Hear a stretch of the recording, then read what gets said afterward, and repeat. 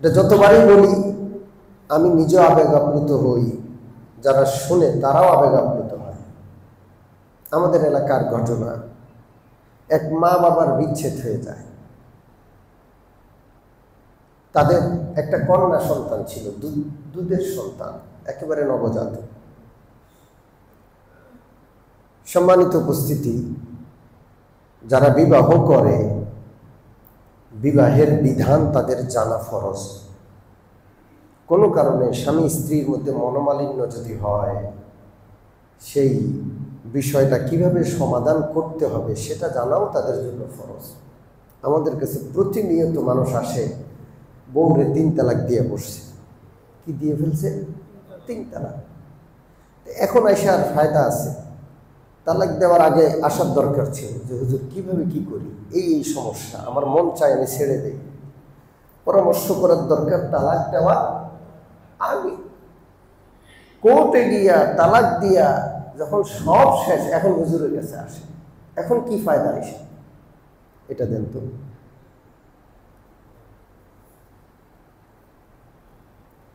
সব শেষ করে এরপরে আসে, এখন আমি কি করতে পারি? এখন আলেম কি, মুফতি সাহেব কি করতে পারে? যাই হোক, গতকালে একজন আসছে, 3 তালাক দিয়ে ফেলছে কোর্টে গিয়া। এখন সে স্ত্রীকে আনতে চায়, স্ত্রীও তার কাছে আসতে চায়। 3 সন্তানের বাবা মা, এখন মায়া লাগছে, এখন দয়া লাগতেছে। তো আমরা কি করতে পারি? 3 তালাক দেওয়া মানে শেষ, এবং কারো কিছু করার নাই। যাই হোক, তো এই স্বামী স্ত্রী বিচ্ছেদ হয়ে গেছে। কোলের শিশু, দুধের শিশু, কয়েক মাসের, স্বামী স্ত্রী আলাদা হয়ে গেছে। এই মহিলা অন্য কোথাও বিয়ে বসছে, এই স্বামী, এই লোক অন্য কোথাও বিয়ে করে ফেলছে। এই কোলের দুগ্ধপোষ্য শিশুটাকে বাবা তার কাছে জোর করে রেখে দিছে। মেয়েটাকে লালন পালনের সুব্যবস্থা করা হয়েছে। মেয়েটা আস্তে আস্তে বড় হয়েছে, মা নাই, সৎমার কাছে থাকে। মা আর সৎমার বেশ কম আছে না নাই? জোরে বলেন। বেশ কম আছে। তো এই মেয়েটা বড় হয়েছে, বাবা তাকে পড়াশোনা করাইছে, সে মেট্রিক পরীক্ষা দিছে, খুব ভালো রেজাল্ট করছে। বাবা আগেই বলে রাখছেন, তুমি যদি ভালো রেজাল্ট করো, তুমি যা চাও আমি তোমাকে তা দেব। যেদিন রেজাল্ট বের হয়েছে, বাবা ধনী মানুষ, মনে মনে মিষ্টি কিনে এলাকার ঘরে ঘরে মিষ্টি বিতরণ করছে। খুব খুশি, সবাই খুশি, খুব ভালো রেজাল্ট করছে। যখন ঘরে আসছে বাবা, দেখে মেয়েটা পড়ার টেবিলে বসে বসে কাঁদে। তো বাবা তাকে জিজ্ঞেস করে, কেন কাঁদো? তোমার রেজাল্ট ভালো হয়েছে, এই খুশিতে সবাই খুশি, তুমিও তো খুশি, তুমি কাঁদো কেন? মেয়ে বলে, বাবা আমার এই রেজাল্ট শুনে সবচেয়ে বেশি খুশি হবেন যিনি, তিনি হলেন আমার মা। কোথায় আছে আমি জানি না, কি অবস্থায় আছে আমি তাও জানি না, আমার পড়াশোনা, আমার রেজাল্ট সম্পর্কে তিনি জানেন কিনা তাও আমি জানি না। আপনি বলছেন আমি যা চাই আপনি তা দিবেন, আমি কিচ্ছু চাই না। আমি শুধু আমার মার সাথে একটু সাক্ষাৎ করতে চাই, একটা বার আমার মাকে দেখতে চাই। আমার মার চেহারা আমার মনে নাই। মেয়ের কান্না, মেয়ের আবদার, এটা রক্ষা না করে পারলেন না বাবা। 16 বছর বা 17 বছর পর মা মেয়ের সাক্ষাৎ। তো এই ঘটনাটা যেখানে ঘটেছে আমার ছোট ফুফুর এলাকায়, আমার ছোট ফুফু এখনো জিন্দা আছেন, ওনার মুখে আমি শুনেছি। একটা ঘরে মা মেয়ের সাক্ষাতের ব্যবস্থা। তো এলাকার সমবয়স্কা মহিলারা কিছু চালাকি করলো, তারা এক রঙের শাড়ি পরলো। মাকে যেই রঙের শাড়ি পরাইছে, ওই সমবয়স্ক অনেকগুলো মহিলা সব এক রঙের শাড়ি পরছে, লাইন ধরে তারা বসে আছে। ঘরের ভিতরে দরজা খোলা হলো, মেয়ে ঢুকলো। মেয়ে তাকায় দেখে সব এক রঙা। তো মেয়ে বলে আমার মা কোনটা, কেউ দেয় পরিচয় দেয় না, সবাই বলে যে এই যে এখানে বসা আছে এখানে তোমার মা আছে, তুমি নিজে তোমার মাকে চিনে নাও, তোমার মাকে বের করো। তুমি মেয়ে এক একজন করে তাকায়, খুঁটে খুঁটে দেখে যে কোনটা আমার মা। কিন্তু 17 বছর আগে শিশু অবস্থায় দুগ্ধপোষ্য শিশু তার মাকে দেখছে, এখন তো মনে নেই, কোনোভাবেই চিনতে পারে না, বারবার তাকায়, কোনোভাবেই চিনতে পারে না। জিজ্ঞেস করে আমার মা কোনটা, কেউ বলে না, সবাই বলে তুমি বেছে নাও। ওয়াল্লাহু আখরাজাকুম মিন বুতুনি উম্মাহাতিকুম লা তা'লামুনা শাইআ ওয়া জা'আলা লাকুমুস সাম'a ওয়াল আবসারা ওয়াল আফইদাতা লা'আল্লাকুম তাশকুরুন। কান, চোখ, বুঝার শক্তি, চেনার শক্তি সব কে দিয়েছেন? ছোটবেলায়ও ছিল কিন্তু চিনি না কাউকে, এখন বড় হয়েছি, এখন সব চিনি কিন্তু চিনলাম না কাকে। জোরে বলেন কাকে? মেয়েটার মার দিকে তাকায় কিন্তু চিনতে পারে না, জিজ্ঞেস করে আমার মা কোনটা, কেউ বলে না। এক পর্যায়ে মেয়ে কাঁদে আর বলে আমি আমার মাকে না চিনো, আমার মা তো আমাকে চিনে, এখানে আমার মা আছে, আমার মা তো আমাকে চিনছে, তো আমার মা আমাকে দেখেও বসে আছে, এটা কিভাবে সম্ভব? আমি মা মা করে ডাকবো, আমার মা ডাক শুনে সাড়া না দিয়ে পারবে না। মেয়েটা সব কিছু বাদ দিয়ে আবার মা বলে ডাকা শুরু করছে, মা, মা গো, ও মা। এইভাবে মা মা করে যখন ডাক দেওয়া শুরু করছে, মেয়ের মাকে 2-3 জনে ধরে রাখছে এইভাবে পিছন থেকে, সমস্ত বন্ধন ছিন্ন করে লাফ দিয়ে উঠছে আর মেয়েটাকে বুকে জড়িয়ে ধরছে, গালে কোপালে চুমু খায় আর বলে তুই আমাকে মা বলে ডাকবি আর আমি তোর ডাকে সাড়া দেব না, এটা কখনো হতে পারে না। আজকে 16-17টা বছর আমি বসে আছি, অপেক্ষায় আছি, তুই কোনদিন আসবি, আমি তোর মুখে মা ডাক শুনবো, আমাকে একটাবার মা ডাকবি, এই জন্য আমি অপেক্ষায় আছি। আয় আমার কোলে আয়, আয় আমার বুকে আয়। মা আর মেয়ের এই পরিস্থিতি, এই মহব্বত আর ভালোবাসা দেখে এমন কোনো মানুষ ছিল না যে কাঁদে না। এই ঘটনা আমি যেখানে বলছি আমার নিজেরও কান্না আসে, সবাই কাঁদে। এই মায়া, এই মমতা, এই মহব্বত মা আর সন্তানের মধ্যে কে দিয়েছেন? মুসলমান, মহব্বত, রহমত আল্লাহ সৃষ্টি করেছেন। বুখারী শরীফের হাদিস, রহমত সৃষ্টি করার পর আল্লাহ রাব্বুল আলামিন রহমতকে 100 ভাগে ভাগ করেছেন। কয়শো ভাগে? 100 ভাগে ভাগ করে 1 ভাগ গোটা সৃষ্টি জগতের মধ্যে বিলিয়ে দিয়েছেন। আর 99 ভাগ রহমত, মহব্বত, ভালোবাসা কার কাছে? তো ওই আল্লাহর সাথে আমাদের কত ভালোবাসা, কত মহব্বত, কত ভালোবাসা। এই জন্য আল্লাহ রাব্বুল আলামিন বলেন ওয়াল্লাযীনা আমানু আশাদ্দু হুব্বান লিল্লাহ, যারা ঈমানদার তারা কঠিন ভাবে কাকে ভালোবাসে? এই জন্য হাদিসে পাকে আছে, বান্দা যখন আল্লাহ রাব্বুল আলামিনকে বলে যায়, আল্লাহ বান্দার অপেক্ষায় থাকেন, বান্দা কখন আল্লাহকে আল্লাহ বলে ডাকবে, কখন আল্লাহর কাছে ফিরে আসবে। বান্দা আল্লাহকে সেজদা করে না, আল্লাহ বান্দার অপেক্ষায় থাকে। 70-80 বছর কোনদিন আল্লাহকে ডাকে নাই, কাফের। একটাবার শুধু কালমা পড়ছে, একটাবার আল্লাহকে আল্লাহ বলে ডাকছে, বা সারা জীবনের সব পাপ আল্লাহ মাফ করে দিচ্ছে। এটা হলেন আল্লাহ, এই হলেন আল্লাহ। হাদিসে আছে বিশ্বনবী রাহমাতুল লিল আলামিন বলেন, আল্লাহ রাব্বুল আলামিনের কাছে বান্দা যখন তওবা করে ফিরে আসে, আল্লাহ এত খুশি হন একটা দৃষ্টান্ত দিয়েছেন নবীজি। এক ব্যক্তি মরুভূমিতে সফর করে, মরুভূমিতে তার ঘোড়ার গলায় রসদপত্র, খাবার দাবার সব ঝুলানো, ঘোড়াটাকে পাশে রেখে সে একটু আরাম করার জন্য চোখ বুজে ঘুমাইছে। চোখ মেলে তাকায় দেখে উট বা ঘোড়া নাই, কোথায় জানি হারায় গেছে। দুদু মরুভূমি, কোন দিকে যাবে সে?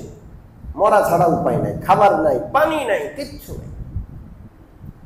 চতুর্দিকে তালাশ করে সে হয়রান, নিরাশ হয়ে গেছে, মরা ছাড়া উপায় নাই।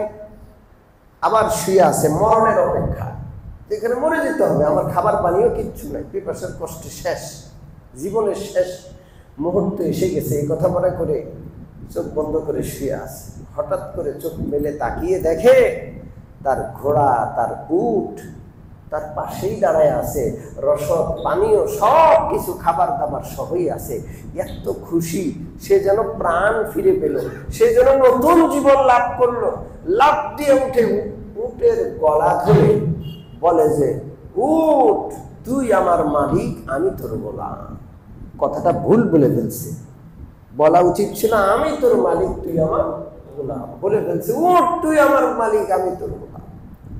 আল্লাহ রাসূল এই কথা বলে হেসে দিলেন আর বললেন, এই লোকটা খাবার পানীয় পেয়ে মরুভূমিতে নতুন জীবন লাভ করার কারণে যে খুশি হয়েছে, যে আনন্দিত হয়েছে, একটা বান্দা যখন সারা জীবন নাফরমানি করেও আল্লাহর কাছে ফিরে আসে, আল্লাহ এর চেয়েও বেশি খুশি হন। সুবহানাল্লাহ। আল্লাহর সাথে গভীর মহাব্বতের সম্পর্ক বান্দার, এটা আমরা বলি নাই, কে বলছেন? আল্লাহ। ওয়াল্লাযীনা আমানু আশাদ্দু হুব্বান লিল্লাহ। আল্লাহ রাব্বুল আলামিন বলেন, যারা মুমিন বান্দা এরা কঠিনভাবে আল্লাহ রাব্বুল আলামিনকে ভালোবাসে। কিন্তু ভালোবাসার একটা টান আছে, আকর্ষণ আছে। আমরা মায়ের জন্য অন্তরে মায়া অনুভব করি, মার সাক্ষাৎ না হইলে কান্নাকাটি করি। মা ইন্তেকাল করেছে, মার কথা স্মরণ হইলে চোখের পানি রাখতে পারি না, বাবার কথা স্মরণ হলে কাঁদি। কিন্তু আল্লাহর জন্য আমাদের কান্না আসে না। কারণ কি? কারণ হলো, যেই ছেলেটা মার আদর পাইছে আর যে ছেলেটা মাকে দেখে নাই, আদর পায় নাই, দুইজনের মধ্যে বেশ কম আছে না নাই? কথা বলেন। যে ছেলেটা মার আদর সবসময় পাইছে, হঠাৎ করে মা থেকে আলাদা হইলে সে ঘুমাইতে পারবে না, কাঁদতেই থাকবে। আর যে মা থেকে দূরে, মা আর কোনোদিন দেখে নাই, সে মা কি জিনিস সেটা অনেক সময় বুঝে উঠতে পারে না।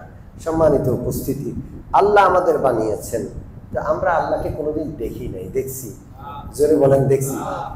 এই জন্য এই বিশাল দূরত্ব আসলে দেখি নাই, এই জন্য আল্লাহর মহব্বত অন্তরে আছে ঠিক, কিন্তু দূরত্বের কারণে অনেক সময় আমরা ভুলে গেছি, ভুলে বসে আছি। শরবতের মধ্যে চিনি দেওয়া আছে, কিন্তু শরবত মিষ্টি না, কারণ কি? নাড়ানো হয় নাই। কি করা হয় নাই? একটু যদি চামচ দিয়ে নাড়ানো হয়, মিঠা শরবতের রন্ধ্রে রন্ধ্রে ঢুকে যাবে, তখন মুখে দিলেই মিঠা লাগবে। আমাদের অন্তরে আল্লাহর মহাব্বত গভীরভাবে আছে, শুধু একটু চামচ দিয়ে নাড়াইতে হবে। আল্লাহর মহাব্বত আছে এবং আল্লাহওয়ালাদের সোহবতে গিয়া আল্লাহ রাব্বুল আলামিনের দয়া, মায়া, ইহসান আর নেয়ামতের কথা স্মরণ করতে হবে। দেখবেন তখন আল্লাহর মহাব্বত কি পরিমাণ হয়। আল্লাহু আকবার, কি পরিমাণ আল্লাহর মহাব্বত। আর মুসলমান, কারণ অন্তরে আল্লাহ রাব্বুল আলামিনের মহাব্বত লাভ হওয়া এটা সৌভাগ্যের বিষয়। আল্লাহর কাছে আমরা টাকা চাই, পয়সা চাই, বাড়ি চাই, গাড়ি চাই। আল্লাহ রাসূল আমাদেরকে শিখিয়েছেন আল্লাহর কাছে আল্লাহর মহাব্বত ভিক্ষা চাওয়া। কি চাইতে হবে? জোরে বলেন। আল্লাহর কাছে আল্লাহর মহাব্বত ভিক্ষা চাইতে হবে।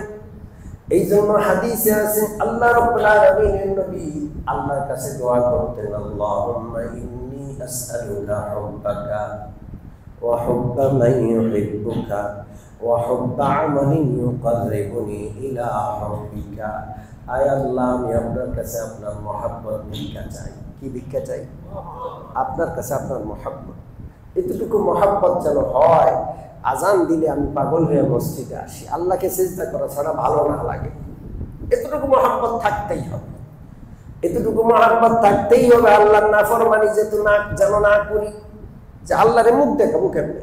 মহব্বতের মানুষের বিপরীত করে না মানুষ। স্ত্রীর সাথে মহব্বত থাকলে স্ত্রীর মুখ কালো হবে, স্ত্রী নারাজ হবে, এমন কোনো কাজ স্বামী করে না। ঠিক কি ঠিক না? আল্লাহর সাথে এতটুকু মহব্বত অন্তত থাকতে হবে যেন আল্লাহর হুকুমগুলো পালন করতে পারি, আর আল্লাহ রাব্বুল আলামিনের নাফরমানি থেকে বেঁচে থাকতে পারি। আল্লাহ যেন এই পরিমাণ মহব্বত দান করেন। নবীজি দোয়া করতেন, আল্লাহুম্মা ইন্নী আসআলুকা হুব্বাকা, আল্লাহ গো আপনার কাছে আপনার মহব্বত চাই, ওয়া হুব্বা মান ইউহিব্বুকা, ও আল্লাহ যারা আপনাকে মহব্বত করে ভালোবাসে তাদের মহব্বত আপনার কাছে ভিক্ষা চাই।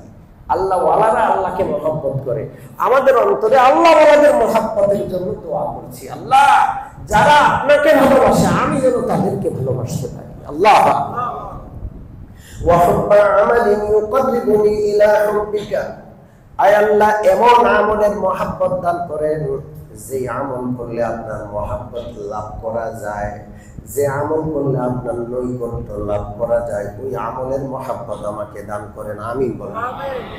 আল্লাহর কাছে আল্লাহর মহব্বত ভিক্ষা চাইবো ইনশাআল্লাহ। অন্য আরেকটা দোয়া আছে, আল্লাহ আপনার মহব্বত এত বেশি দান করেন, চরম পিপাসার্থ ব্যক্তি যার জান বাইরে হয়ে যাচ্ছে পিপাসা, তার কাছে ঠান্ডা পানি কত প্রিয় বলেন। পানির অপর নাম জীবন। ওয়াজআলনা মিনাল মাই কুল্লা শাইইন হাইয়্য, মোটামুটি কাছাকাছি আয়াত কোরআনে আছে। পানির অপর নাম জীবন। পানি জীবন, আল্লাহ তাআলা পানির মাধ্যমে জীবন দান করে। এটা মানুষ হোক জমিন হোক। আমাদের দেশে বৃষ্টি নাই, অনাবৃষ্টিতে মরুভূমি হয়ে যাচ্ছে। আরব দেশে ঢল চলতেছে। কি চলতেছে দেখবেন আরব দেশ কি হয় এই ঢলের পরে। সমস্ত মরুভূমি গাছপালায় ভরে যাবে। এখন কিয়ামত খুব কাছে হয়ে গেছে। এগুলো কিয়ামতের আলামত। এগুলো কিসের আলামত? কিয়ামতের আলামত। সেই গরম, সেই অস্বস্তি আমাদের সবুজ সমল দেশে চলে আসছে। সব নদী শুকায় শেষ, বড় বড় নদীতে পানি নাই। এত গরম গেল না, এখন বন্যার পূর্বাভাস। কিসের? হাওড়া অঞ্চলে সরকারিভাবে ম্যাজিস্ট্রেট কর্তৃক আইন করে তাড়াতাড়ি করে ফসল কাটানো হচ্ছে। এই বন্যা এসে যাবে এখন। অনাবৃষ্টি, অতিবৃষ্টি, পানিহীনতা, আবার ঢলে ভেসে যাওয়া, এগুলো কিয়ামতের আলামত। তা আমি বলছিলাম, কার মহব্বত লাগবে জোরে বলেন। প্রচন্ড পিপাসার মুহূর্তে পানি, ঠান্ডা পানি একটা মানুষের যত প্রিয়, এর চেয়ে বেশি আল্লাহর মহব্বত আমার কাছে প্রিয় হোক। আল্লাহ যেন আল্লাহর মহব্বত দান করে দেন। আমার মুসলমান যে যাকে ভালোবাসে, আল্লাহ রাব্বুল আলামিনকে ভালোবাসি, এই জন্য আমার অস্তিত্বকে আল্লাহর কুদরতি কদমে ঝুঁকায়া দিই। আমি নামাজ পড়ি, আমি সিজদা করি, রুকু করি, আমার মাথা কার সামনে নত করি জোরে বলেন আল্লাহ। আমার মার সামনে মাথা নত করি না, বাবার সামনে মাথা নত করি না। মা বাবা যদি আমাকে বলেন, ওরে আমার সন্তান কত কষ্ট করে তোরে লালন পালন করেছি, কত কষ্ট করেছি, একটা সিজদা করো। আমি আমার মাতৃত্বের দাবি ছেড়ে দিব, আমি আমার পিতৃত্বের দাবি ছেড়ে দিব। সারা জীবন যদি মা দাবি করে, কোনোদিন সিজদা করা যাবে? করবে কেউ? অথচ আল্লাহকে দৈনিক প্রত্যেক রাকাতে 2 সিজদা, 17 রাকাত ফরজ নামাজে 34 সিজদা, 3 রাকাত বিতির নামাজে কত সিজদা? কথা কয় না? আরো 6, 40 সিজদা। কত সিজদা? আরো সুন্নত নামাজ আছে 12 রাকাত, 12 রাকাতে 24 সিজদা। কয় সিজদা? 40 আর 24 কত? 64 সিজদা তো এমনি করি। আর নফল নামাজ যারা পড়ে তারা যে আরো কত সিজদা করে। এই সব সিজদা কার জন্য? প্রত্যেক রাকাতে 1 রুকু। কয় রুকু? সিজদাগুলোর সাথে আরো রুকু যোগ করে শতাধিক রুকু সিজদা প্রতিদিন কার জন্য? প্রতিদিন। তাহলে সপ্তাহে কতটা হয়, মাসে কতটা হয়, বৎসরে কতটা হইল, জীবনে কতটা হইল? মার জন্য একটাও না, এত মহাব্বত। তাহলে মা বাবার চেয়ে বেশি মহাব্বত কার জন্য? চিন্তা করেন কত মহাব্বত করি, সারা জীবন যারা চিন্তা করেন। ও মুসলমান, যে যাকে ভালোবাসে সে তাকে দেখতে চায়, কাছে পেতে চায়। আমরা আল্লাহ রাব্বুল আলামিনকে মহব্বত করি, সিজদা করি, ভালোবাসি, তাকে একটা নজর দেখার জন্য পাগল হয়ে আসি, কিন্তু এই পৃথিবীতে আল্লাহকে দেখা সম্ভব না। আল্লাহর ঘোষণা, লা তুদরিকুহুল আবসার ওয়া হুয়া ইউদরিকুল আবসার ওয়া হুয়াল লাতীফুল খাবীর। পৃথিবীর কোন চক্ষু আল্লাহকে দেখার ক্ষমতা রাখে না। কে বলেন? এই চোখ দিয়ে আল্লাহকে দেখার ক্ষমতা আমাদের, চোখের ক্ষমতা খুব সীমিত। ঠিক কি ঠিক না? চোখের ক্ষমতা খুব সীমিত না অসীম? বেশি দূরে দেখি না, বেশি কাছে দেখি। কোনো কাগজ, পেপার, পত্রিকা, বই যদি এখানে আইনে ধরা হয় যে পড়ো, পড়তে পারবেন? বেশি দূরে ধরলে পড়তে পারবেন?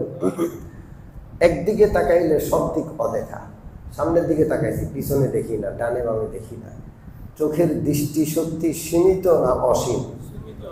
এই সীমিত দৃষ্টি শক্তি দিয়া আল্লাহ অসীম, অসীম আল্লাহকে দেখা সম্ভব না। এটাই যুক্তি। এই জন্য এই পৃথিবীতে আল্লাহকে দেখা যাবে না। আল্লাহ রাব্বুল আলামিনের ঘোষণা, লা তুদরিকুহুল আবসার ওয়া হুয়া ইউদরিকুল আবসার ওয়া হুয়াল লাতীফুল খাবীর। এই পৃথিবীর চর্মচক্ষু দিয়ে আল্লাহকে দেখা সম্ভব না। আল্লাহর নবী হযরত মুসা আলাইহিস সালাতু ওয়াস সালাম এই দুনিয়াতে আল্লাহকে দেখতে চাইছিলেন। তিনি কালিমুল্লাহ ওয়া কাল্লামাহুল্লাহ মুসা তাকলিমা ওয়া কাল্লামাল্লাহ মুসা তাকলিমা। স্বয়ং আল্লাহ মুসার সাথে কথা বলেছেন। মুসা আলাইহিস সালাম আল্লাহর সাথে কথা বলেন, আল্লাহকে দেখেন না। একদিন আবদার করে বসলেন, রব্বি আরিনি আনজুর ইলাই। আয় আল্লাহ, আপনাকে একটা নজর দেখবো, একটু দেখা দেন। আল্লাহ রাব্বুল আলামিন হযরত মুসা আলাইহিস সালাতু ওয়াস সালামের জবাবে বললেন, লান তারানি। মুসা, আমাকে দেখা সম্ভব না, আমাকে দেখতে পাবা না, এটা সম্ভবই না। হযরত মুসা আলাইহিস সালাতু ওয়াস সালাম বারবার আবদার করছেন, আল্লাহ আপনাকে দেখা সম্ভব না, এটা বুঝায় দেন, আমি তো দেখতে চাই। তখন আল্লাহ বললেন, ওয়ালাকিন ইনজুর ইলাল জাবালি ফাইন ইসতাকাররা মাকানাহু ফাসাউফা তারানি। ও মুসা, আমাকে দেখা সম্ভব নয়। ৭০,০০০ পর্দার ভিতর থেকে আমি সামান্য নূরের ঝলক পাহাড়ের উপর নিক্ষেপ করব, তুমি পাহাড়ের দিকে তাকাও। আল্লাহ রাব্বুল আলামিনের নির্দেশে হযরত মুসা পাহাড়ের দিকে তাকালেন। ৭০,০০০ পর্দার ভিতর থেকে আল্লাহ তাআলা সামান্য নূরের ঝলক নিক্ষেপ করলেন।